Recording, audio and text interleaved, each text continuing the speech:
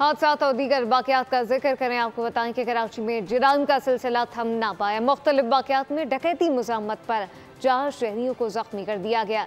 ऐसे में तेजाब गर्दी के भी वाक़यात पेश आए। देखते हैं ये रिपोर्ट। कराची के शहरी डाकुओं के निशाने पर लुटेरे कातिलों का रूप धारने लगे। डकैती मुज़ाहमत पर 3 शहरियों को जख्मी कर दिया। वाक़यात साइट एरिया, मेट्रोविल और नॉर्थ नाज़माबाद में पेश आए। जख्मी होने वालों की शनाख्त उस्मान, अली नवाज और अब्दुल सत्तार के नाम से हुई, जिन्हें अस्पताल मुंतकिल किया गया।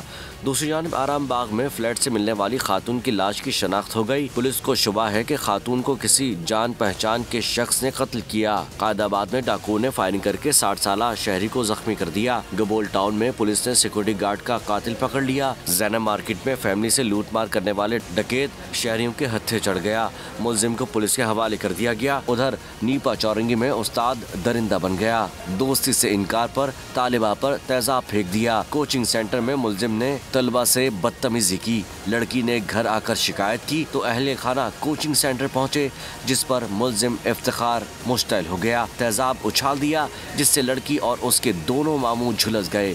पुलिस ने इफ्तिखार को गिरफ्तार करके मुकदमा दर्ज कर लिया। सब्सक्राइब करें और बेल दबाएं ताकि कोई खबर रह न जाए।